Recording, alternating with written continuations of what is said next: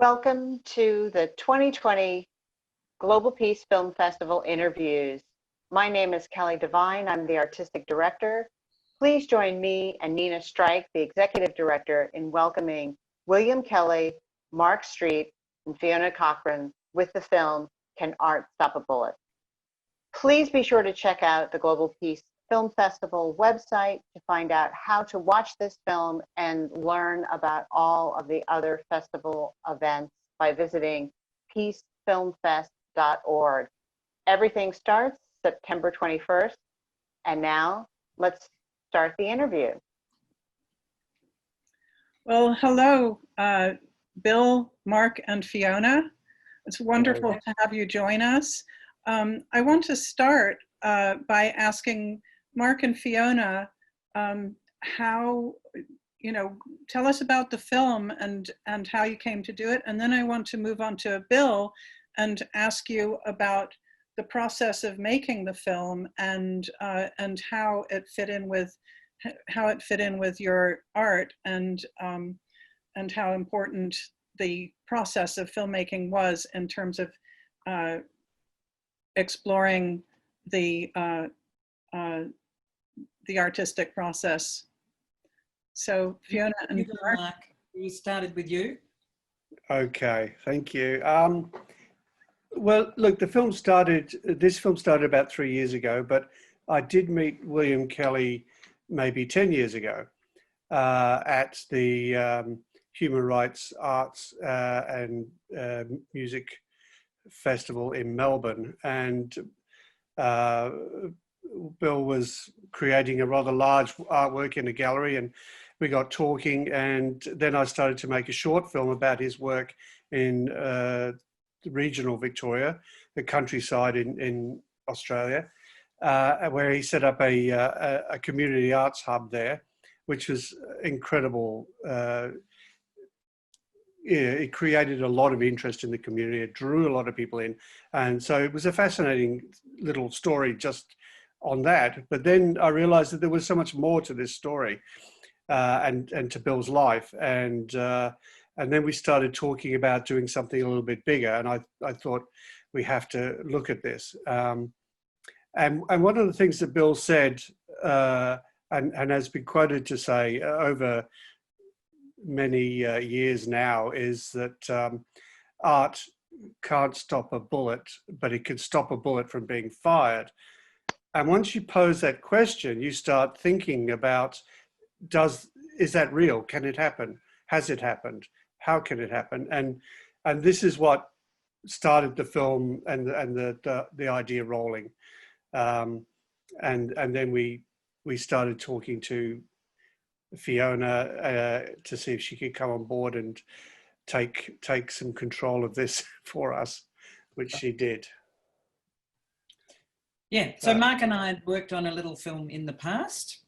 And so when Mark came to me with this film and I met up with Bill, I thought it was a fabulous project, and we just went from there trying to scrape together the money to get it made.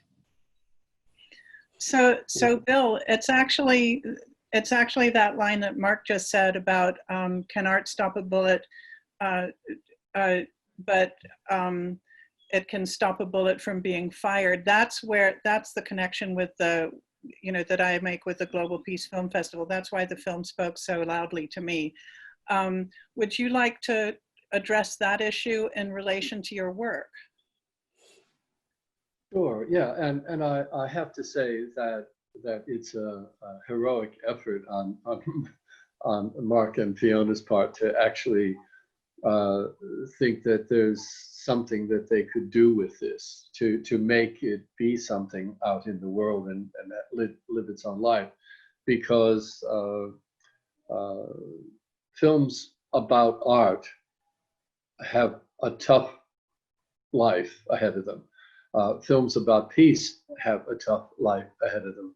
Films about art and peace, you're even digging a deeper hole. They've done a wonderful job, really, of making this an accessible story with engaging so many interesting people along the way. And it's full full credit to them for having taken this on. About the quote and the relationship thing, Mark made what I thought was a really interesting decision to take what I had said and turn it into a question. Because we had lots of conversations about this. Mark kept saying, prove it to me, can art stop a bull? You said this, can you prove it? And of course there's no way to prove that, but there are great indicators that yes, it is so. And artworks, which we know have influenced people in a very positive way. And that became the background story to this.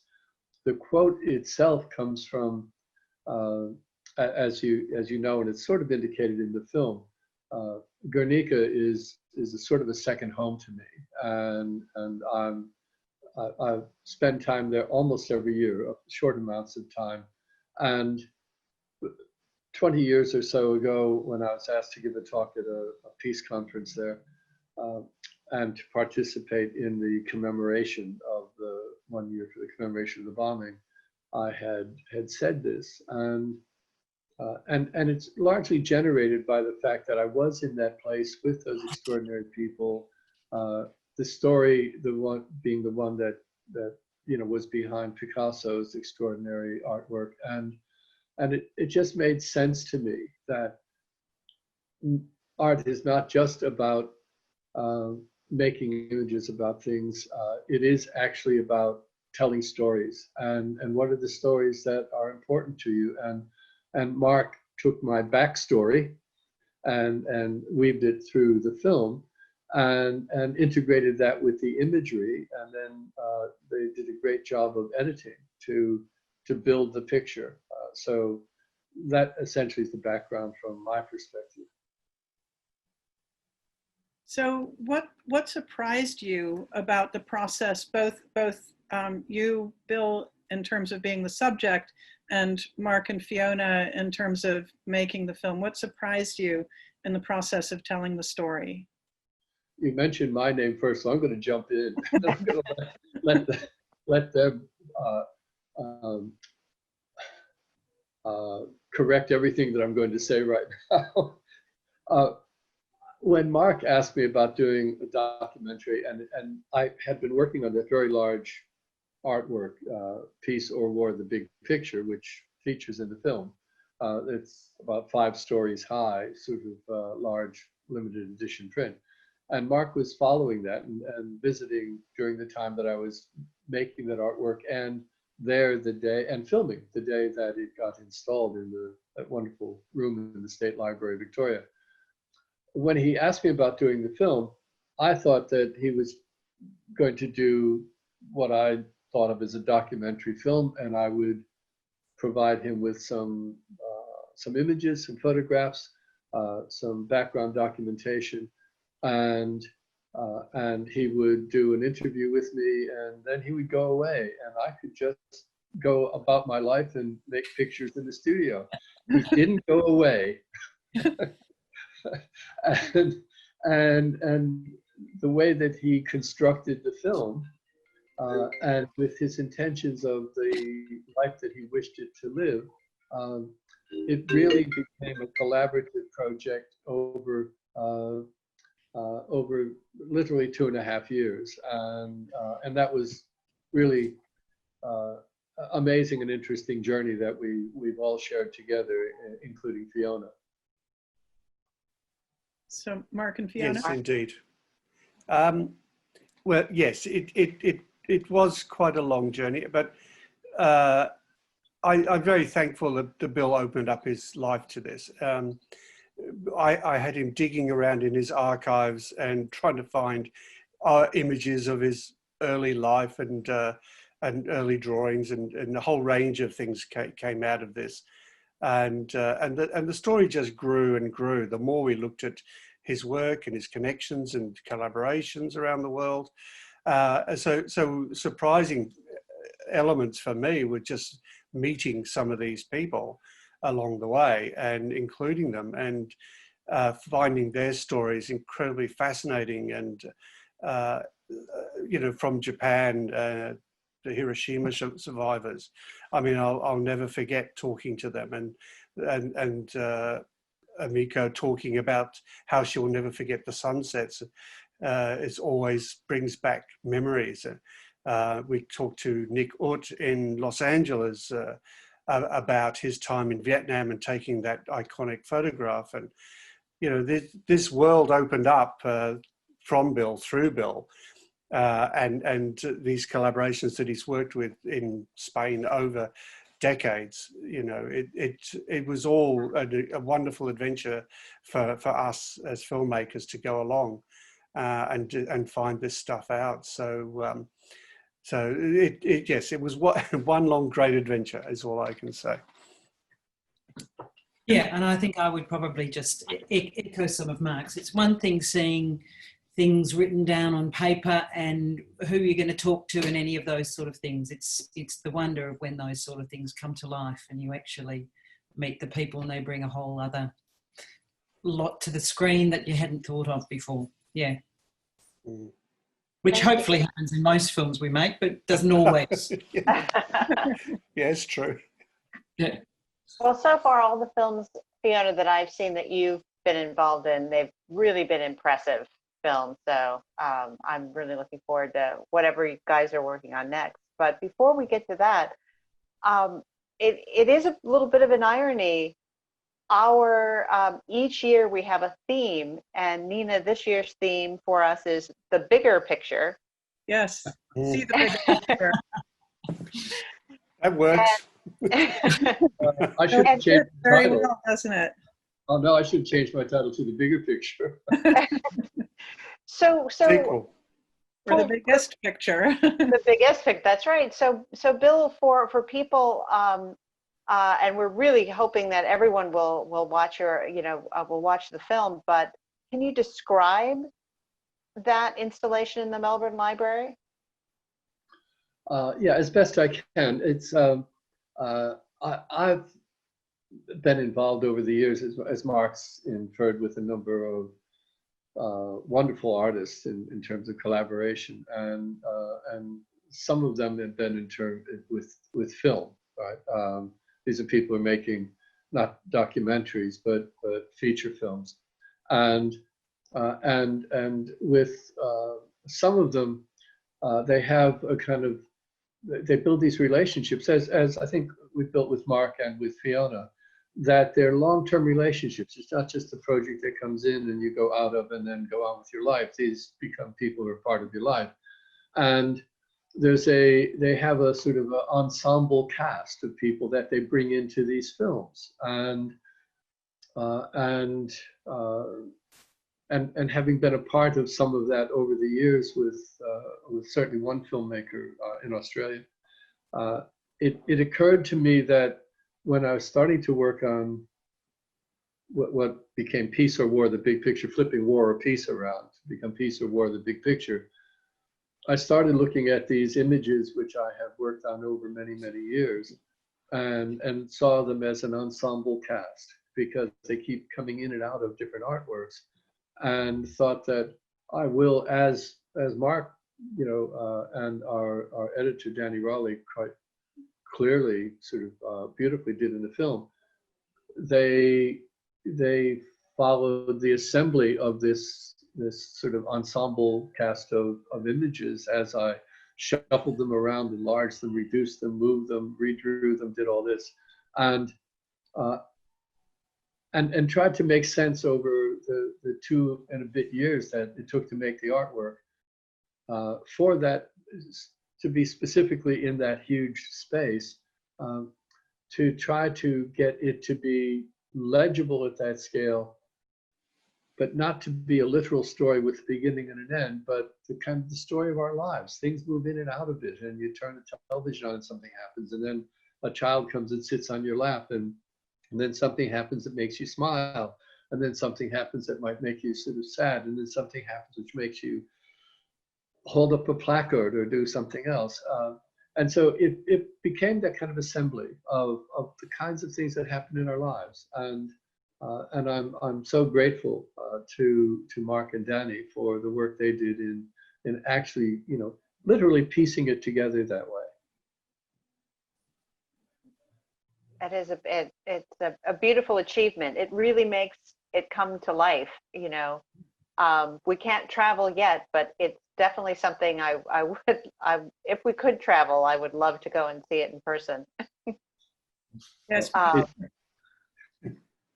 And I wanted to turn, if we could, because so many of the things that we've been discussing really hit, as Nina said, at the heart of what the Global Peace Film Festival is all about, which is through our programming, we hope to provide models, examples,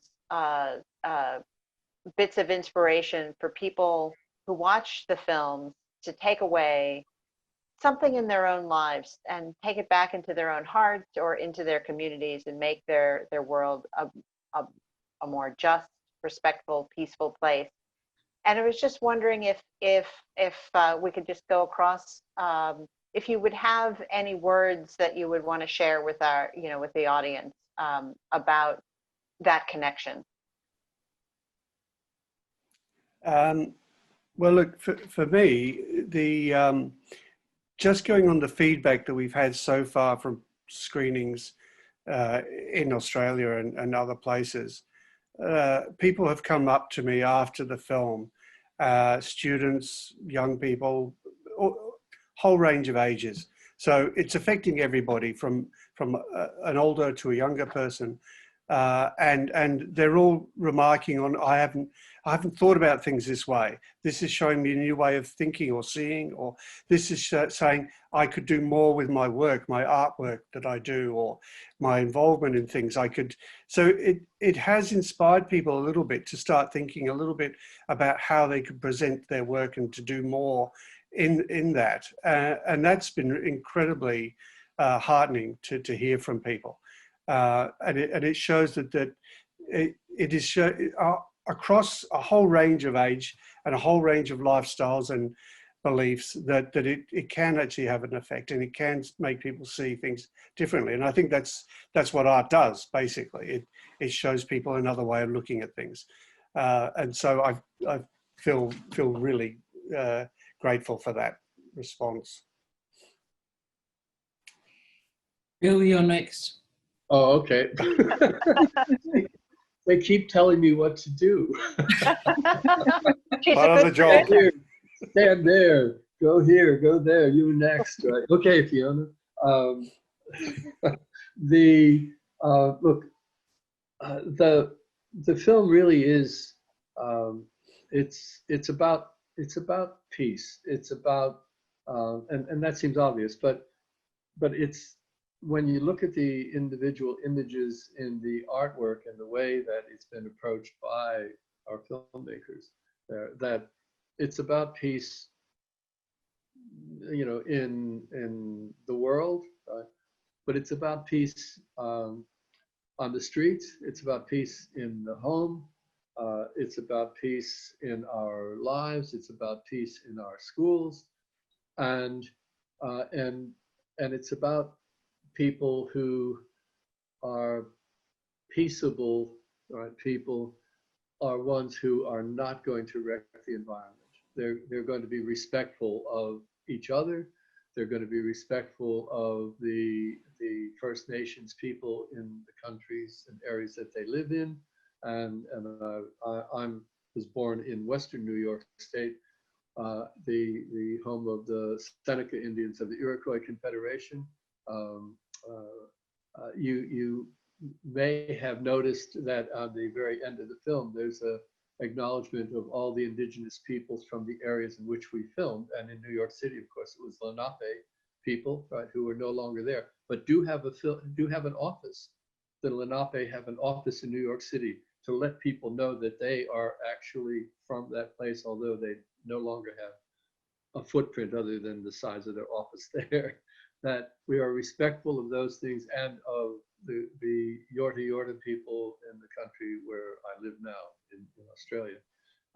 And so it's about all of that, and it's trying to be, you know, have a sense of dignity and a sense of grace in our lives, and I think that that's covered sort of very, very much in the film, and I think that we're very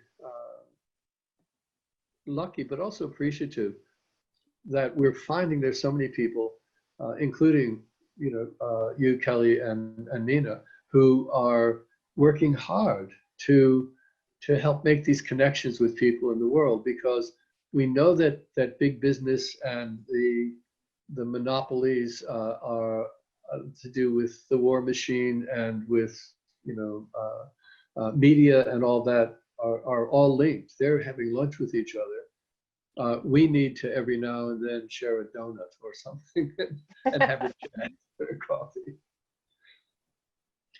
Fiona, did you have something to add to that?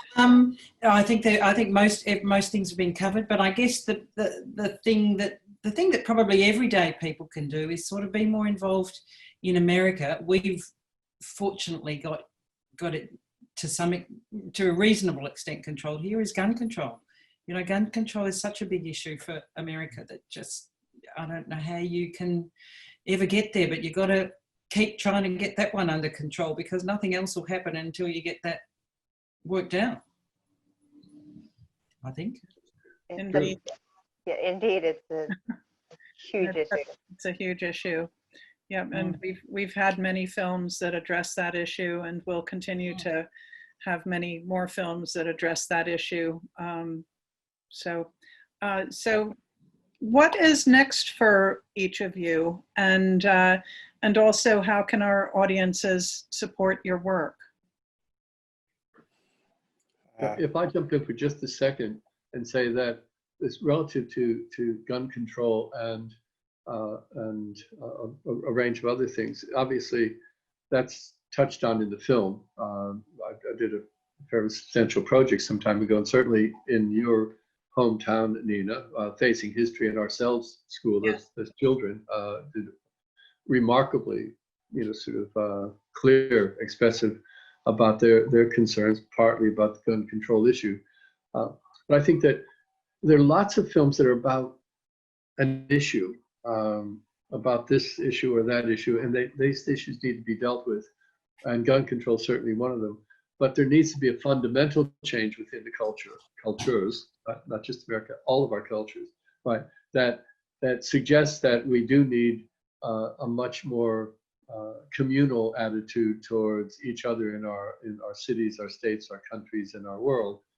And so fundamental change, I think, is really a part of it. And that's why I appreciate also when Mark proposed the film, that he didn't decide to make it about an issue. It's about trying to sort of look at again, the big picture and your bigger picture, to say that there's substantive changes which need to be made. And it's not just in one area, but each time changes are made in one area, whether it's to do with violence on the streets, domestic violence, or whether it's to do with war, or whether it's to do with anti-guns, those are all steps in the right direction, but fundamental changes are also required.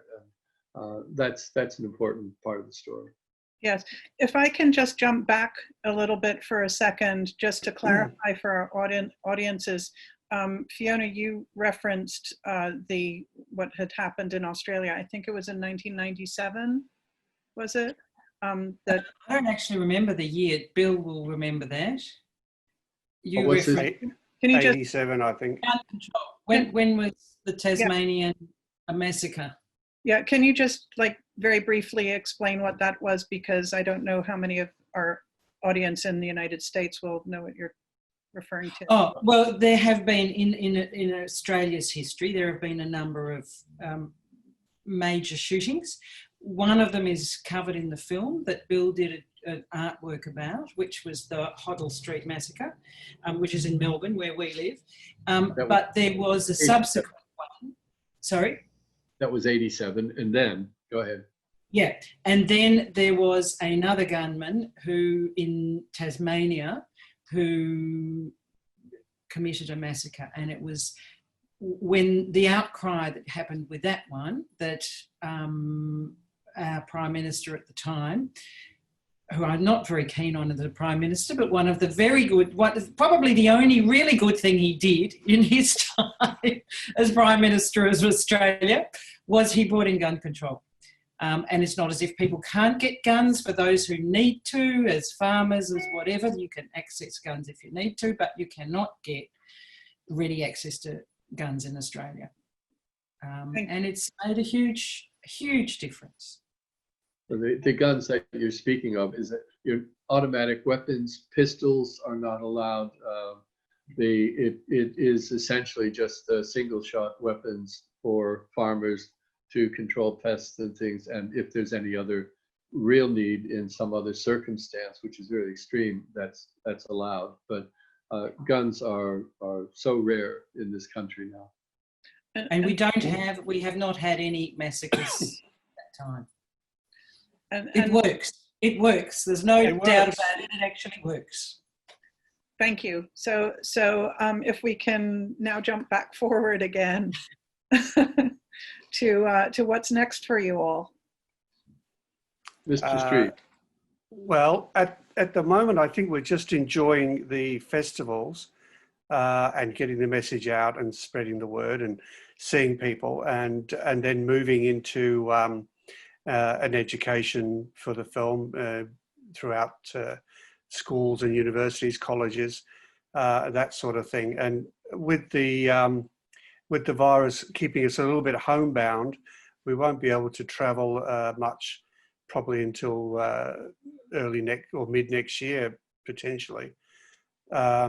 So we're not. Well, I'm not planning too further down the track, but there are a couple other projects that are on the boil that we're really excited to do. But for the moment, this film is what's important right now. And I think getting that word out is what we should be doing. And being involved in great festivals like yours is a good part of that.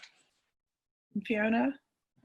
Well, obviously I agree with Mark, and we're following up all of those sort of things. I've got a couple of projects that, one that's sort of sitting on the side waiting about a musician, because I also make quite a few music projects. But I can't even travel to Sydney or get him to travel down to Melbourne because we're locked out of the rest of Australia at the moment in Victoria. And so that will be finished so there's a few different projects that are coming up, but wait and see later. I'll send them to you later when they're finished. Great. And Bill?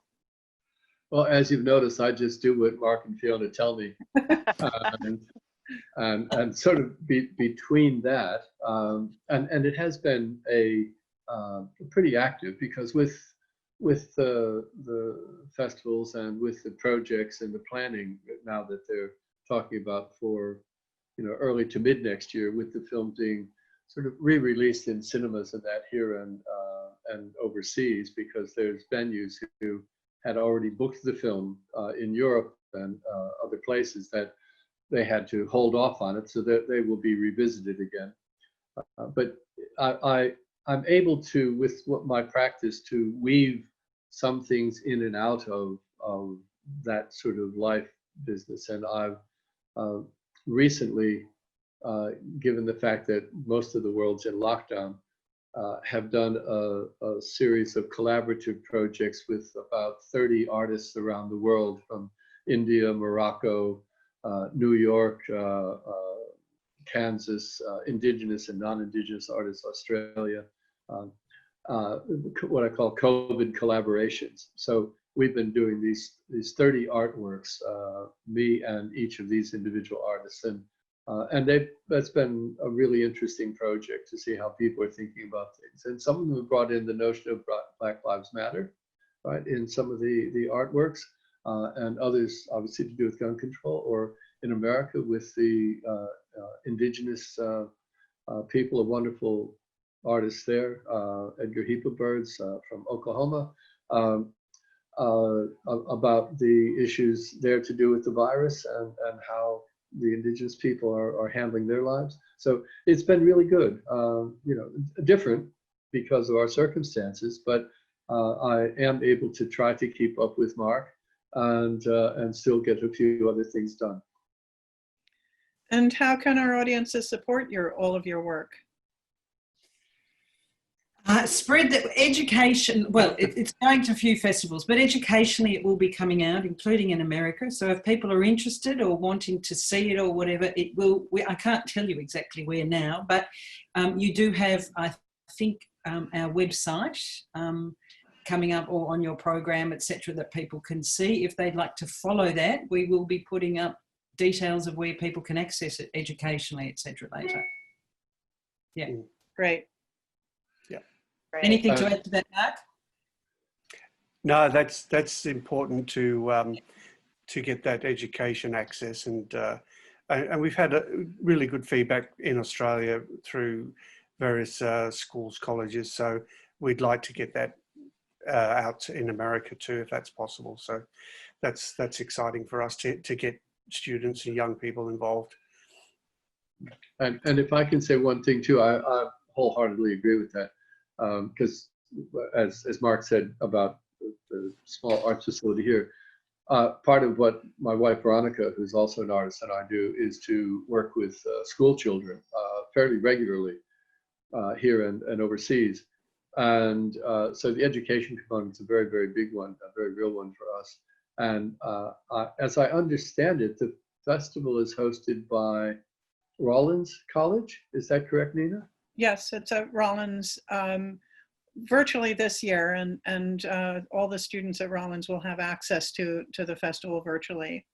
Yeah, and I'd like to congratulate Rollins as an educational institution in being behind this. I think that's absolutely wonderful, and it's a place that does have. I have heard of them and know some of their work. Some pretty interesting, sensitive perspectives and projects to do with the world, and within their art museum down there, the Cornell Museum, yes. It's called.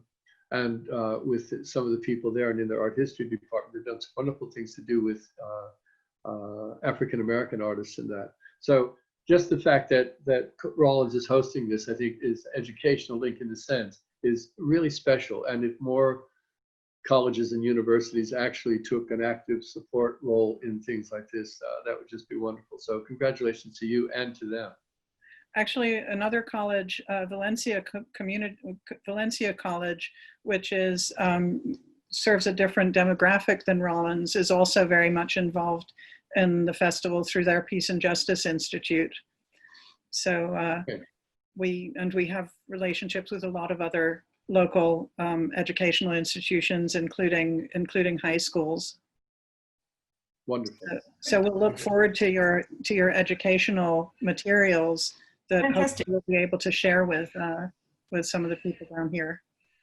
Yeah. You do an art exhibition for the students as well?